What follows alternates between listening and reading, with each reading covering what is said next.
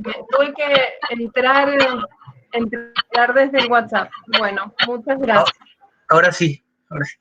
Bueno, somos muchísimos.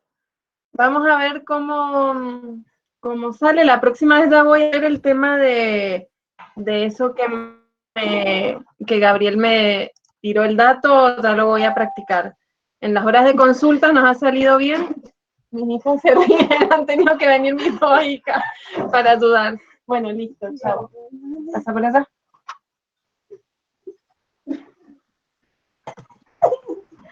Ya, cerré la puerta. Bueno, ¿cómo están? Obviamente, ahí te veo, Gabriel, vos sos el que me tiraste la información. Gracias.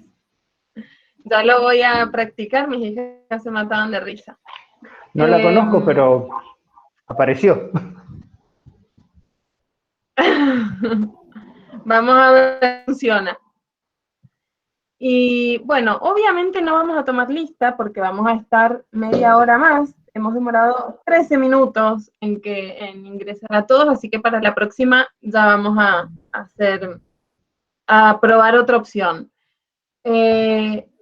Si tienen alguna manera de sacar una captura de pantalla de todos los participantes para que puedan tener el presente, alguien por favor. Dice mi hija que lo pones la lista. Sí.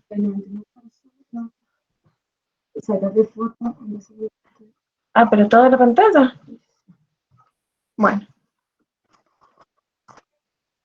Bueno, no. Vamos a ver. Hola Victoria. Yo voy saludando a los que vea. Profe. Bueno. Sí, Nicolás. Hay una Rodrigo, ¿quién? Yo, Nicolás. Sí. Hay una extensión que permite tomar lista de todos los participantes. Genera un Excel, si no me equivoco, que anda por ahí en internet. Así es, y es automático. Uno aprieta el botoncito y se genera solo. Qué bueno. Esto es como demasiado para mí. Pero ya voy a averiguar cómo se hace o si alguien puede hacerlo. Les agradezco. Es todo cosa que nos vayamos adaptando. Hemos tenido ya todo el año virtual, hemos tomado exámenes. Alguien ahí está pasando. Gracias, Simón. Sí, esa es la extensión que dijeron. Perfecto. Bueno, obviamente no sé lo que es una extensión, no sé cómo se hace, ya voy a investigar para la próxima. Si alguien pudiera hacerlo, sí, no, pero le comento, tiene que apretar en agregar en Chrome nomás y se lo agrega y le aparece arriba a la derecha. Bien. Arriba a la barrita de los marcadores, ahí aparecen todas las extensiones. La extensión es un programita dentro de Chrome, nomás que funciona para distintas funciones dentro de Chrome. Son normalmente súper fáciles de usar. Bueno, ustedes me están enseñando vocabulario técnico, así que ustedes me van a enseñar un poco de vocabulario técnico de lo que hace esto, y yo les voy a enseñar vocabulario técnico de lo que hace al derecho. Eso un poco va a ser la idea. Les decía, hemos venido todo muy bien, hemos tomado exámenes, se han recibido muchísimos chicos, chicas con nosotros, tenemos largado nuevos ingenieros, así con recibidas virtuales, las horas de consulta también, pero bueno, es la primera vez tan multitudinaria, así que es la prueba, vamos a ver cómo sale. Me presento, yo soy Florencia Llano, soy jefe de trabajos prácticos de ingeniería legal, y como les decía, la idea, somos totalmente conscientes de que ustedes son futuros ingenieros, ya casi ingenieros, la mayoría, así que lo que vamos a hacer es intentar completar su formación, hacerla como más interdisciplinaria, que tengan un costado o darles un pantallazo de otra materia, que seguramente para ustedes, por la formación que vienen trayendo, bien técnica, les es totalmente ajena. No vamos a pretender tengan los conocimientos o que usen el vocabulario que use un estudiante de Derecho, rindiendo una materia, pero ciertos conocimientos mínimos y el mínimo manejo básico, tanto de vocabulario técnico, jurídico, como de nociones básicas de derecho. Y esto no para que ustedes puedan solucionar un posible conflicto, sino más bien para, al menos en la parte que les voy a dar yo, que es derecho laboral, advertir, primero, cumplir o hacer cumplir las normas, para eso las tienen que conocer, las normas de derecho laboral, y advertir posibles situaciones conflictivas, ya sea como empleados o como empleadores. Cuando ustedes, a medida que vayamos viendo la materia, van a ver que les es muy familiar todo lo que vamos a escuchar, porque alguien tiene, si no ustedes, si ustedes mismos no tienen experiencia laboral, sus padres, sus tíos, amigos, alguien con un vínculo laboral, ojalá que no han tenido conflicto, pero van a ver que todo lo van a poder llevar a la realidad y buscar ejemplos que conozcan. Así que la idea es que ustedes todos lo lleven a la realidad y que entiendan, que comprendan todo lo que vayamos viendo. Una vez que lo entendieron, ahí ya no se olvidan.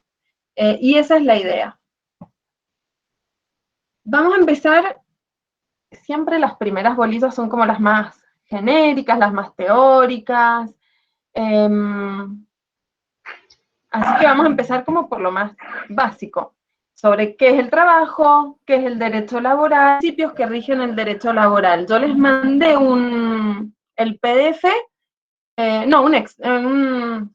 bueno, filmina, diría yo, un archivo.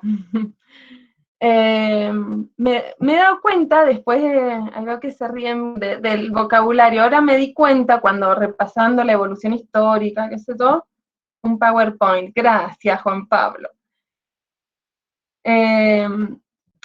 Repasando la evolución histórica en la cabeza, yo siempre les daba ejemplos de películas para que ustedes tuvieran la idea, formaran en la cabeza la idea de cuál era la época en que transcurría. Me di cuenta que les hablaba de películas de hace 20 años, así que ahora con Netflix más al día, tal vez podamos hacer algo más actual y que ustedes tal vez hayan visto. ¿Alguna duda respecto a las cuestiones básicas? Nada. Bueno, no sé si prefieren que comparta la pantalla o cada uno de ustedes la va viendo. Si yo presento, tiene que compartirla. Se pierde mi imagen. Y si yo la presento, pierdo la imagen, ¿no? No, sí, mira, está en la habitación del lado. No, profe. Bien, me veo chiquitita, perfecto. Gracias, Inés. Bueno, y espero que no entre mi hijo. Bueno, sabrán entender. Vamos a presentar. A ver. Esto yo lo había practicado. Inés, ¿me ayudas, porfa? ¿Y porque ahora se me perdió? Soy una vieja. Sí. Ahí lo estoy viendo. En compartir te va a aparecer las pantallas que tengo que compartir. Sí, pero mira lo que me sale. Dale. ¿Una ventana? Ah, ahí está. Ahí está. Eso. Sí. Ahí puedes compartir.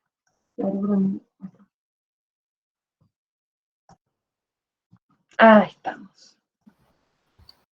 Pará. Pero quiero...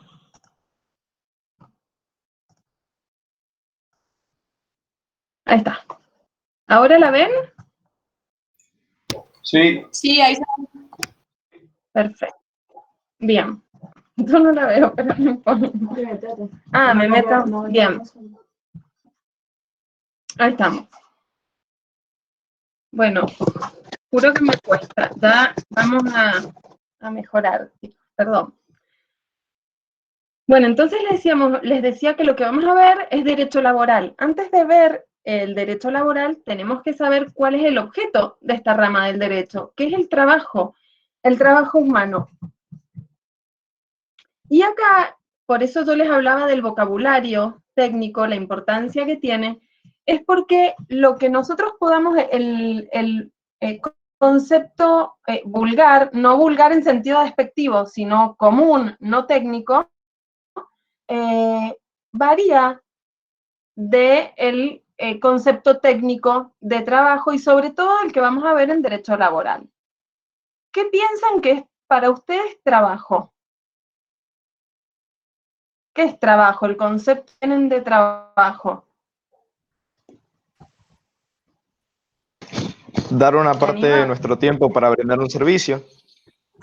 Bien. Que tiene que ser remunerada. Una actividad que realizamos Remunerado, para obtener un ahí. beneficio. Perfecto, bien, está muy bien todo lo que están diciendo, hablan de servicios, dar nuestro tiempo para prestar un servicio remunerado, se están, les diría, acercando más al concepto técnico de trabajo. Así que bien, bien para lo que es la rama del derecho. En realidad el concepto que normalmente tenemos de trabajo fuera del sentido técnico es la acción del hombre de modificar la naturaleza para satisfacer una necesidad, de forma directa o indirecta. A ver, si tiene una huertita en su casa, de forma directa satisface su necesidad alimentaria obteniendo las verduras de esa huerta.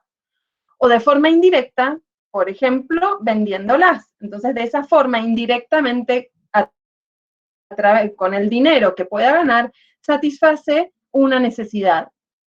Esto es lo que normalmente conocemos, ¿sí? Y que tiende a transformar la naturaleza.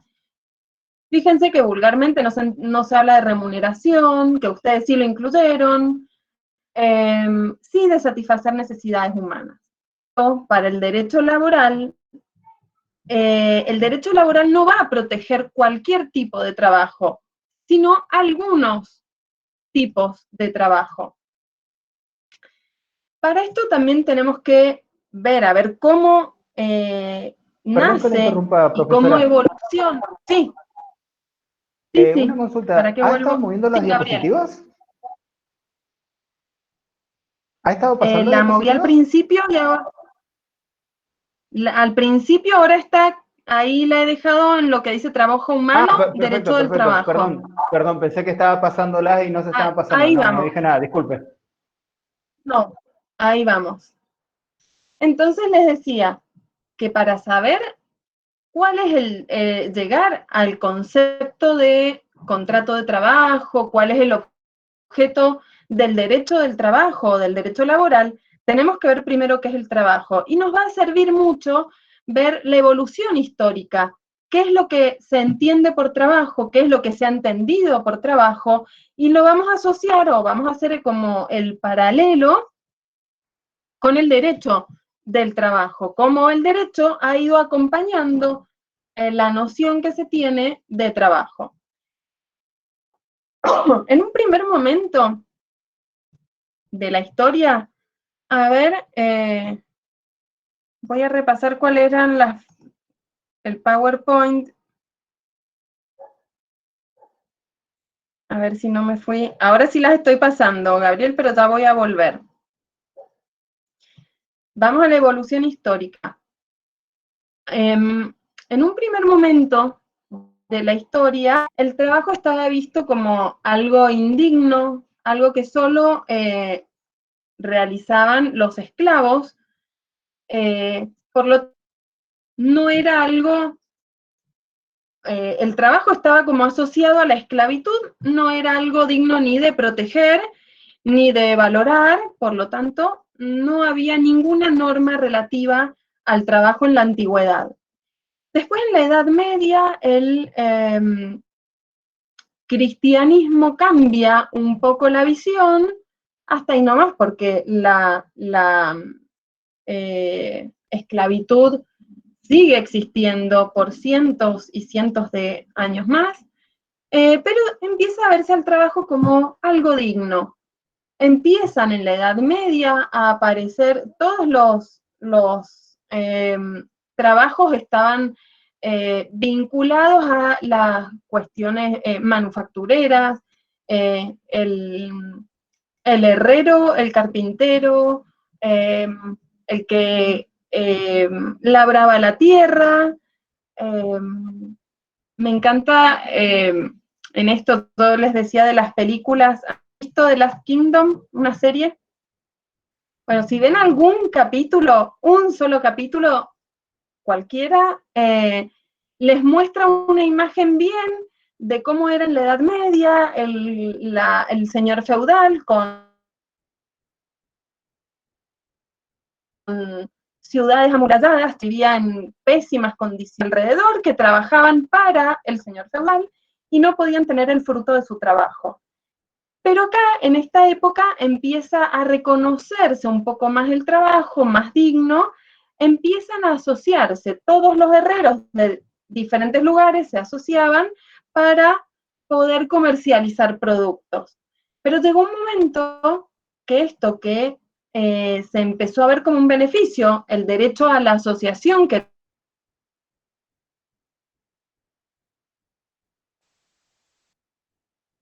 tenemos gremial, empieza a ser un obstáculo, porque quien no estaba adherido a esta asociación que imponía las normas o características de los productos, o cuándo comerciar, dónde, se veía impedido de trabajar. ¿Se les corta? Ahí me están diciendo, yo los veo bien.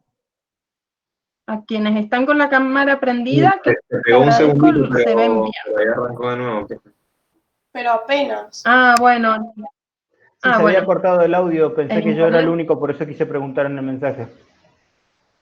Ah, no lo vi, perdón. A veces el internet de mi casa es malo. No sé si solo el de mi casa, creo que todos tenemos problemas con internet. Estamos todos igual. Bueno, si se llega a cortar, por ahí probamos con el teléfono. Esto, ahí en el PowerPoint, hay un punto de inflexión que está citado, que es la revolución industrial. ¿La pueden ubicar en el tiempo? ¿Cuándo tuvo lugar la revolución industrial? ¿Por el 1700 puede ser? Bien avanzado, sí, finales de 1700. 74, 1774. 1760. Perfecto, muy bien, por ahí. Ahí estamos bien, estamos bien. La cosa es que lo ubiquen temporalmente. ¿Qué pasa con la revolución industrial y por qué surge? Esto súper rápido para que tengan una idea. Cuando hablamos de la Edad Media, no había moneda o no había, el uso de la moneda no estaba generalizado. Ya cerca del 1700, el uso de la moneda empieza a generalizarse. ¿Esto qué permite? La circulación de la moneda permite que haya ahorro, aunque ahora el ahorro está, no me voy a meter, pero ¿qué pasa con el ahorro? Permite que la acumulación de la moneda, que si no había moneda no había manera de ahorrar, que haya renta, ¿sí? Intereses, por más poca que sea, hay intereses y si no, hay una acumulación de estos ahorros. Los intereses y la renta, el ahorro, es lo que permite la inversión. Entonces, esto solamente fue posible gracias a la generalización del uso de la moneda. Cuando no había moneda que generalizada, sino que los bienes de valor eran la vaca, los productos del herrero, las gallinas, las verduras, las hortalizas que tenían para comercializar, o las monedas de mucho valor que tienen valor en sí, como el oro, la plata, no permite a esto. Entonces, la inversión es lo que posibilita el desarrollo industrial. Las máquinas. Esto hace que las ciudades exploten, que la gente que trabajaba en el campo se fuera a las ciudades, que era donde había más posibilidades de trabajo, en las fábricas. Estas fábricas tenían pésimas condiciones de trabajo porque eran las primeras máquinas que aparecían con muchas fallas, máquinas peligrosas, con que no funcionaban bien, con mucha oferta de mano de obra, mucha gente dispuesta a trabajar por sueldos muy bajos. Esto es la parte negativa en lo social, es lo que vemos como un aspecto negativo de la revolución industrial. Las ciudades que no estaban preparadas para recibir toda esta cantidad de gente que se trasladaba del campo a las ciudades, bueno, las ciudades crecieron en forma indiscriminada, no planificada, y se generó como socialmente algo desfavorable, lo que, por otro lado, posibilitó en lo económico, que puede haber tenido aspectos positivos, que posibilitó la revolución industrial, el avance técnico, la industria. Bueno, en lo social fue por eso fue una revolución, ¿sí?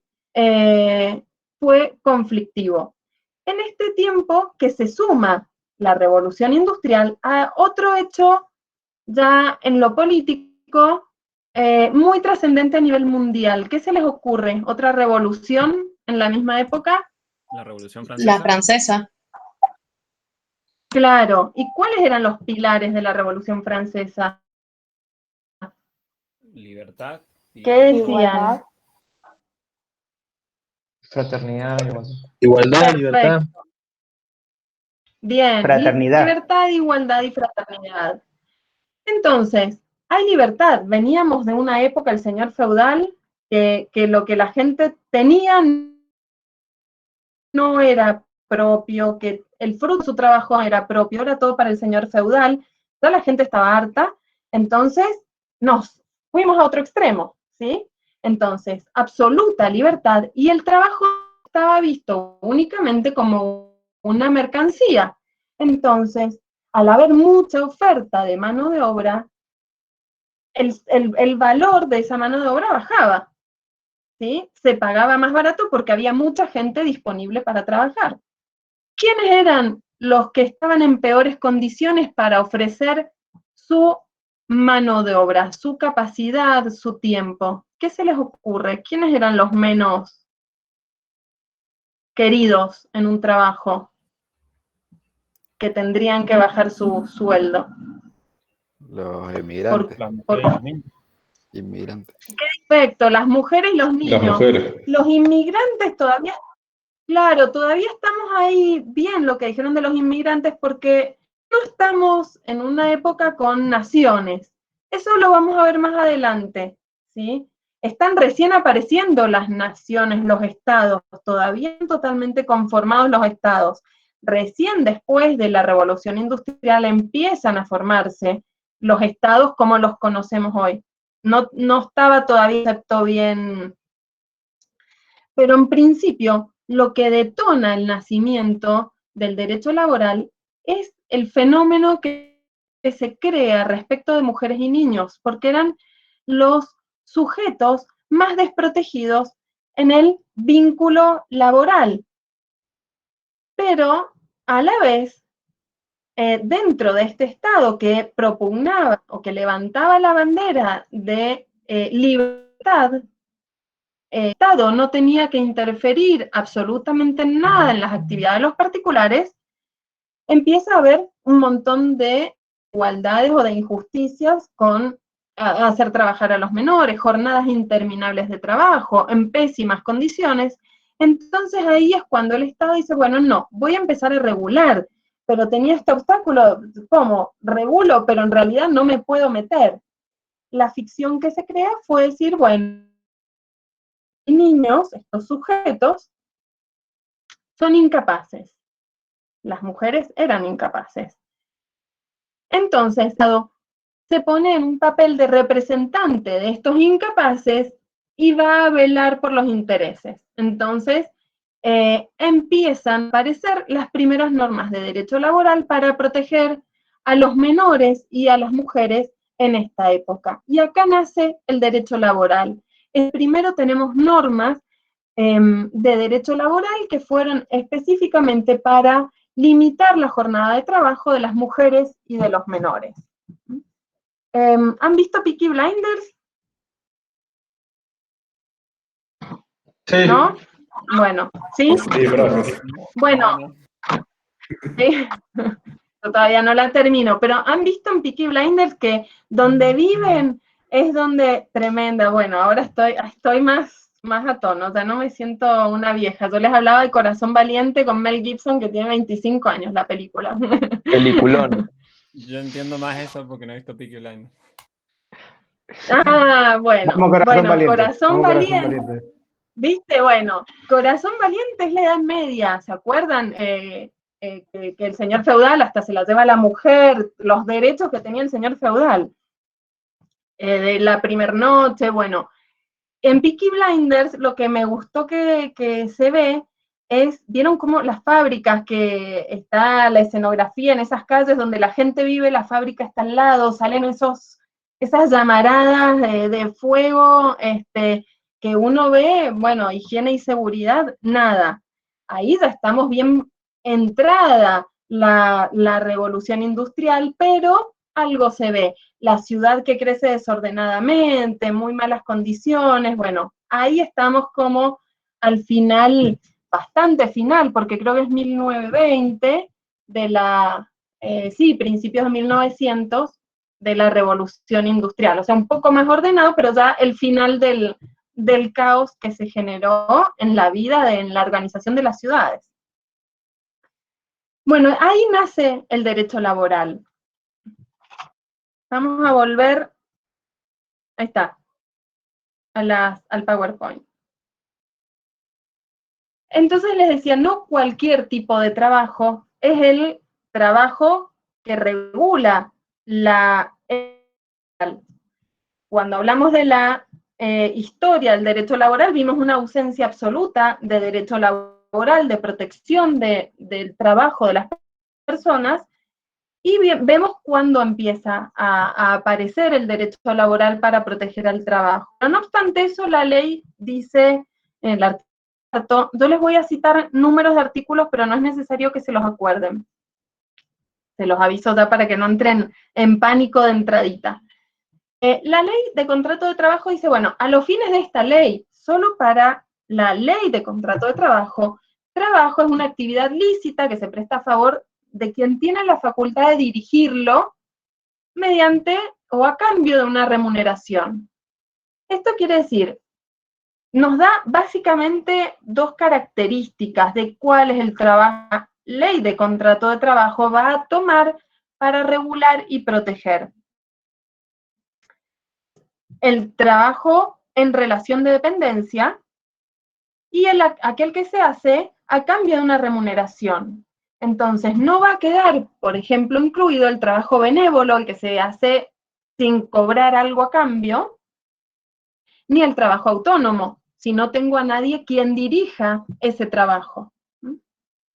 Ahí la ley nos dice que toma, y por supuesto, hace referencia a la licitud de la actividad.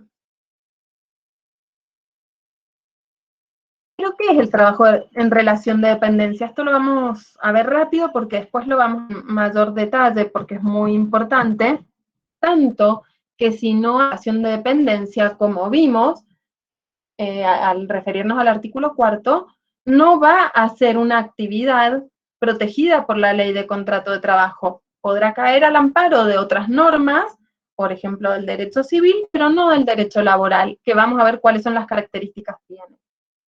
Entonces, hay relación de dependencia cuando el trabajador presta su trabajo a otro, que es el que puede dirigirla, que es al empleador. Hay subordinación o está en relación de dependencia. Las características es que necesariamente es persona física quien lo realiza, que hay ajenidad, o sea, que los frutos o el aprovechamiento de esta actividad personal del trabajo no es para la propia persona que realiza el trabajo, sino para un tercero, que es el empleador.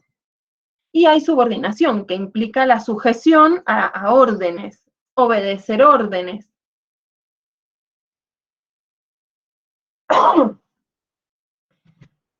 Pero veamos específicamente qué es el derecho del trabajo. El derecho del trabajo es una rama del derecho. El derecho es el conjunto de normas que regulan la actividad o la conducta del hombre en sociedad. Reconoce derechos, pero a la vez regula la conducta del hombre en sociedad. Y el derecho del trabajo es una parte del derecho, o una rama del derecho, que es el conjunto de principios y de normas que regula la relación entre el empleador y el empleado, entre las asociaciones profesionales, o sea, los sindicatos o las cámaras empresariales, entre sí, o sea, regula el empleador y el empleado, o el empleado con el sindicato y las asociaciones empresarias o las cámaras empresarias, y a la vez el vínculo entre el trabajador y las asociaciones profesionales con el Estado. Y siempre con un objetivo, con una finalidad, que es proteger a los trabajadores. ¿Se entiende más o menos? Sí, profe. Bueno. Sí, profe. Bien. ¿Cuáles son las características del derecho del trabajo, del derecho laboral? Primero, es un derecho que está en constante evolución. Nosotros hemos pasado muy rapidito, más o menos 3.000 años de evolución del trabajo, pero si ustedes se ponen a pensar en los últimos tiempos, ha habido normas que interfieren o regulan el vínculo entre el trabajador y el empleador, entre el Estado y los trabajadores, las asociaciones profesionales y los empleados, y esto es porque el derecho regula una conducta social, en este caso, el hecho del trabajo, y el trabajo es algo que está en constante evolución, ¿sí? Es muy dinámico, porque van cambiando, como vimos, en la influencia, por ejemplo, de la revolución industrial. ¿Cómo va el derecho? La pandemia ha influido enormemente en las normas de derecho laboral. Estamos hablando del teletrabajo cuando antes, tal vez el año pasado, no teníamos muy clara cuál era la noción. Entonces vieron cómo el derecho va atrás, a veces las normas se adelantan para generar una conducta en la sociedad o en los hombres. Pero otras veces viene la realidad, lo que tiene que hacer el derecho es regularla, darle una norma, o un cuadro, un ámbito normativo, ¿sí? Bueno, por eso en constante evolución, por eso no es que hay un código laboral, está la ley, le llamamos ley de contrato de trabajo, en realidad hay una ley madre y está modificada por muchísimas normas laborales. Entonces, y esto es mucho, normas laborales y que hay normas de derecho laboral que son decretos, ordenanzas, resoluciones. Entonces hay muchas normas que influyen dentro del ámbito del derecho del trabajo y del ámbito laboral. Acuérdense, cuando decimos norma es más amplio que ley. La ley es un tipo de norma.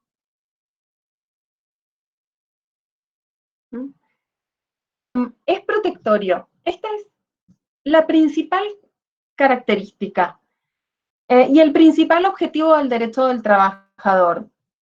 Esto es que las normas y los principios del derecho laboral tienen que proteger al trabajador. ¿Por qué? Porque el trabajador es la parte más débil del vínculo entre trabajador y empleador. ¿Por qué? Porque el empleador es el que paga el sueldo, el empleador es el que pone las normas, las condiciones de trabajo, y el empleado es quien tiene que ajustarse a esas condiciones impuestas por el empleador. Y pasa algo que no pasa en otras ramas del derecho. En el derecho civil, por ejemplo, las partes están en pie de igualdad. Y la norma, las leyes, la constitución, los reglamentos, no pueden favorecer la situación de una persona en detrimento de la otra, porque la perjudican. Pero ¿qué pasa? En el derecho laboral se entiende que el derecho laboral tiene que proteger al trabajador que es la parte débil, para intentar equilibrar la balanza.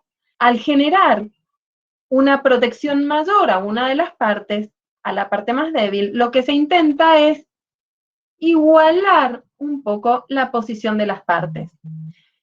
En derecho civil hay, por ejemplo, libertad de contratación. En el derecho laboral no, las partes no tienen plena libertad para determinar algunas condiciones de trabajo. Entonces, la ley quita espacio a la libre voluntad de las partes y dispone normas que las partes no pueden modificar o no pueden dejar de lado o derogar para intentar igualar la natural desigualdad que existe en el empleador y el empleado. Esto quiere decir que hay mínimos que son inderogables, por eso si ven el último punto, el 6, dice que otra característica del derecho laboral es que es imperativo. Las partes no lo pueden dejar de lado, aunque estuvieran de acuerdo. Hay mínimos que son inderogables. Por ejemplo, el trabajador no podría renunciar a tener un horario limitado de trabajo. ¿Por qué? Porque la jornada limitada de trabajo se pone para proteger o se dispone para proteger al trabajador, que es la parte más débil, que tal vez por necesidad podría acceder a tener una jornada de trabajo más larga de lo que la ley estima saludable. Entonces, esta renuncia, si existiera, no es válida. Es la manera de proteger al trabajador. Entonces, acuérdense, es protectorio para proteger al trabajador y hay mínimos inderogables. Todas aquellas normas mínimas que se disponen para proteger al trabajador no pueden ser derogadas, no pueden ser dejadas de lado por las partes, ni aún estando de acuerdo. Por ejemplo, el trabajador no podría acceder a tener una indemnización por antigüedad en caso de despido sin causa, porque esto es un derecho que la ley de contrato de trabajo le reconoce a los trabajadores, que no puede ser renunciado. Acá no juega la libertad o la libre voluntad de las partes.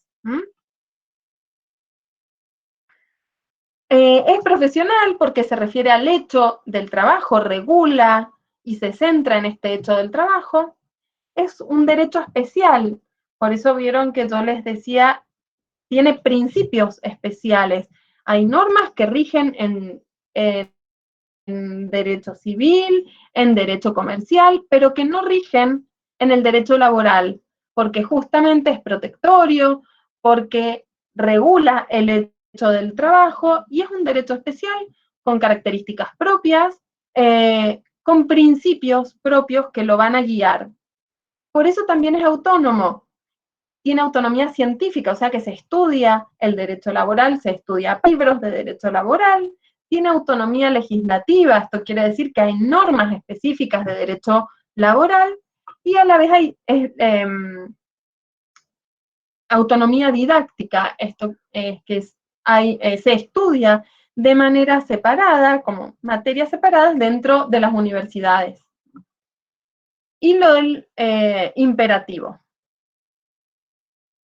Y ya hemos mencionado los principios del derecho del trabajo, cuando vimos qué era el derecho del trabajo. ¿Se acuerdan? Son los principios de derecho de trabajo y las normas que regulan al empleador, el vínculo entre el empleador y el trabajador. ¿Pero qué son los derechos del trabajo? Los principios del trabajo. Principio es algo como más genérico que una norma, no llega a ser una norma. Es algo que está como en el inconsciente colectivo de una sociedad. Son principios, se dice pautas superiores que se encuentran en la conciencia social en un lugar y en un momento histórico determinado. Esto quiere decir que nuestros principios de derecho al trabajo pueden no ser los mismos que en la Argentina de hace 100 años o que los de otro país en este mismo momento histórico. Son los que emanan de la sociedad, de la conciencia social. Entonces pueden ir variando entre sociedades y dentro de diferentes momentos. Y estos se tienen en cuenta, son la base del ordenamiento laboral. O sea, el ordenamiento laboral, las normas de derecho laboral, tienen que hacerse en base a estos principios de derecho del trabajo. Así, por ejemplo, para que se hagan una idea, es como una noción medio abstracta. ¿Por qué es algo abstracto? Ahora cuando veamos cuáles son, van a terminar de entender. Pero a ustedes, por nuestro inconsciente colectivo, nos parece raro que una persona, o nos parecería injusto, que una persona, un trabajador que es despedido de su trabajo sin causa, no cobre una indemnización. ¿Les parece raro? ¿Les parece justo? Pueden Claro, estar de... es anormal, digamos. Claro, claro, para nosotros es anormal, es raro. Pero a ver, hay otros países en los que no hay obligación del empleador de indemnizar si despide sin causa. Por ejemplo, en Chile, por ejemplo, en Estados Unidos. Y esto responde a los principios que nosotros tenemos incorporados, los principios de nuestra sociedad. Entonces, no es que sea bueno o malo en sí mismo, sino que es el adecuado o el que existe, o el que una sociedad en un momento entiende que es justo. A ver, por ejemplo, la monarquía. Para nosotros la monarquía es algo anacrónico, obsoleto, es rarísimo. No le reconocemos a una persona solo por el hecho el derecho a tener autoridad sobre otros. Pero en otras sociedades está plenamente vigente, está reconocido, está incorporado, ¿sí? Bueno, no es que esté bien o mal. Una sociedad y no aceptado para otra sociedad. Tienen diferentes funciones los principios. Primero, van a orientar al legislador. El legislador, cuando se debate una norma, cuando va a sancionar una ley o modificar una ley, tiene que tener como guía estos principios del derecho del trabajo. Tienen una función normativa también. Esto quiere decir que en caso de lagunas, cuando no hay ninguna norma que regule o que contemple una determinada situación conflictiva. Hay un conflicto y el juez, cuando lo tiene que analizar, no tiene norma para resolver ese caso. Entonces, en esos casos recurre a los principios del derecho del trabajo. Y tiene una función interpretadora. Esto quiere decir que cuando el juez o quien tenga que aplicar una norma, el empleador, las autoridades de policía administrativa, ¿sí? Con la Subsecretaría de Trabajo, que hacen cumplir las normas, cuando tienen la posibilidad de aplicar dos normas diferentes, tienen que, o una norma puede interpretarse de distintas formas, siempre lo tiene que hacer en la forma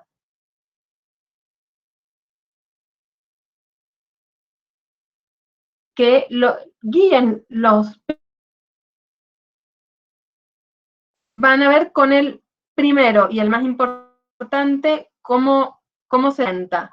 El principio protectorio es la columna vertebral de todo el derecho laboral, el principio protectorio. El derecho del trabajo tiene que proteger siempre a la parte más débil, tiene que proteger siempre al trabajador. Por eso, por ejemplo, en caso de que deba interpretarse una norma o que tenga que ver cuál es la norma que tengo que aplicar en caso que haya posibilidad de aplicar dos normas diferentes, siempre se tiene que hacer la interpretación más favorable de la norma al trabajador o aplicar la norma más favorable. Este es el principio protectorio. Muchas veces pasan con la pelusa de los álamos, a veces pasa que en los exámenes hacemos una pregunta de derecho laboral y no se acuerdan, algo más puntual. Y recurran ustedes en estos casos, lo ideal es que lo sepan, ¿no? Pero si ustedes recurren, decimos, a ver, ¿qué es lo que te parece que el legislador ha resuelto teniendo en cuenta los principios del derecho laboral? ¿Cómo lo resolverías vos? Entonces, si ustedes tienen en la cabeza cuáles son los principios del derecho del trabajo, sobre todo el fundamental, que es el principio protectorio, ustedes mismos van a dar una respuesta que seguramente es la solución que la norma tiene dada para una determinada cuestión. Hay otro principio que es el orden público laboral. Es lo que hablábamos un poco de las características que tiene el derecho laboral, que es irrenunciable. Bueno, esto es el orden público laboral. Hay normas, las normas que se disponen para proteger al trabajador están dispuestas por eso, para protegerlo. Es por esto que son de orden público. Algo de orden público es que no se puede derogar. Existe, se ha dispuesto eso para proteger al trabajador, para el bien del trabajador, por lo tanto, es irrenunciable. Son los casos que yo les decía de irrenunciabilidad de, por ejemplo, de tener una jornada laboral limitada. Ay, ya son las 6, termino rapidito al menos los principios. Otro de los principios es la continuidad de la relación laboral. Como el trabajo cambio de una remuneración. La remuneración tiene carácter alimenticio. Esto quiere decir que el trabajador y su familia viven del salario, de la remuneración del trabajador. Es por eso que se intenta proteger la continuidad del vínculo laboral, la continuidad de la relación. Entonces siempre hay que estar a la continuidad de la relación para que el trabajador siga percibiendo su salario y poder mantenerse él y su familia. Otro de los principios es el de la primacía de la realidad. Esto quiere decir que siempre se le debe dar, siempre prima o se le da importancia a la realidad. ¿Por qué existe este principio? ¿Qué quiere decir? Como el derecho laboral tiene normas que protegen al derecho al trabajador, hay veces donde no juegan la voluntad de las partes, hay veces que algunos empleadores intentan quedarse afuera del derecho laboral para no aplicar justamente estas normas que yo dije que iba a aparecer mi hijo. Para no aplicar, estoy dando clase, para no aplicar estas normas, no, mira, pero no los jefes ahí, los números. para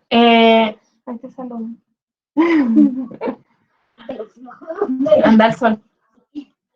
Intentan la no aplicación de estas normas justamente porque son más gravosas, para evitar, por ejemplo, una indemnización, para tener que pagar horas extras a mayor valor, por un montón de normas que protegen al derecho al trabajador. Algunos empleadores intentan salirse del derecho laboral. Entonces, intentan disfrazar un vínculo laboral decimos con ropaje, para que parezca una acción fuera del derecho laboral. Por ejemplo, el derecho civil. Entonces, a veces puede ser que lo llamen locación de servicio, locación de obra, pero si existen todos los requisitos o todos los recaudos necesarios que la determina para que haya contrato de trabajo, es un contrato de trabajo.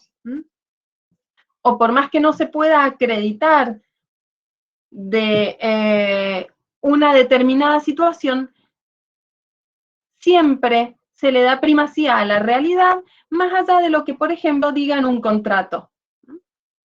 Por ejemplo, si tenemos un contrato que decía el trabajador tiene un horario de una jornada de 4 horas, pero si se acredita que tenía realmente una jornada de 8 horas, se da primacía a esa realidad, a que en la realidad cumplía 8 horas de trabajo, no 4. ¿Sí? Otro de los principios, bueno, el de la buena fe, que se tienen que interpretar las normas de buena fe, tanto el trabajador como el empleador. La no discriminación o igualdad de trato, esto lo vamos a ver después. Y la gratuidad. Este principio también es muy importante porque se protege al trabajador, pero para proteger al trabajador también es necesario que el trabajador no tenga que pagar un montón de cosas que imposibilitarían el acceso a ejercer, de hecho, o a proteger sus derechos. Entonces, cuando ustedes inician un juicio civil, tienen que pagar tasa de justicia. ¿Me escuchan? Sí, parece profe, que se la se escucha fue la bien. presentación. Sí, profe. Sí, profe. Sí, profe, te escucho. Ah, bien. Ahí volvió. Ahí está, ahí se ve. Se las pongo ahí. ¿Qué significa el principio de gratuidad? Ustedes cuando inician un juicio civil, por ejemplo, les chocan el auto. Ustedes tienen van a querer reclamar el resarcimiento de los daños que han sufrido injustamente. Van a tener que recurrir a un abogado, le van a tener que pagar para iniciar el juicio, van a tener que pagar una tasa de justicia, otros aportes, tal vez si tienen que certificar o acceder a alguna prueba que haya que pagar, se paga, si tienen que mandar cartas de documento, tienen que pagar. Bueno, si todo esto funcionara también para reclamar o hacer efectivos derechos de índole legal, podría entorpecer o impedir el efectivo goce de los derechos del trabajador. Entonces, en virtud del principio de gratuidad, es que el trabajador, por ejemplo, puede recurrir a asesoramiento legal gratuito, van a la subsecretaría de trabajo y tienen un cuerpo de abogados de derecho laboral que los va a asesorar. Si tienen que mandar carta de documentos, como un trabajador tiene que mandar cartas de documentos, va al correo y dice, esto es un telegrama laboral, por ejemplo, para emplazar al empleador a cumplir con determinada norma, por ejemplo, que les pague el sueldo que no les pagó, o para emplazarlo a que regularice la situación laboral, que los inscriba correctamente, o el mismo despido también es un acto del derecho laboral, y todo esto es gratuito para el trabajador, pero no.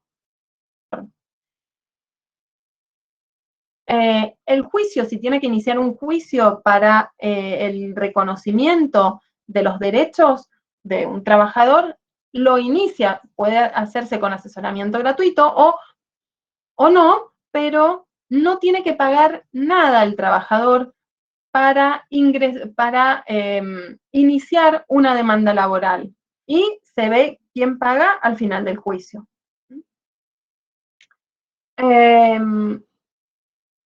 Igual un montón de actos de carácter administrativo, por ejemplo, en la Subsecretaría de Trabajo, nada de esto es pago. Por ejemplo, para los poderes, para que un trabajador sea representado en juicio en un reclamo laboral, los poderes que se otorgan en tribunales y se llaman poderes apudactas y el trabajador no tiene que pagar nada. Pero si ustedes para cualquier otro juicio u otra actividad tienen que otorgar un poder a alguien, se tiene que pagar. Van a un escribano y eso se paga. La certificación de firma se paga. En las estampillas en el colegio notarial. En cambio, en materia laboral, en virtud del principio de gratuidad, no rige. Lo último que nos queda, ahí terminamos con el derecho laboral, los principios, la evolución histórica, nos quedaría el constitucionalismo social, que vamos a verlo rapidito, vamos a intentar hacerlo cortito, la semana que viene. Así que, ¿alguna duda respecto a esto?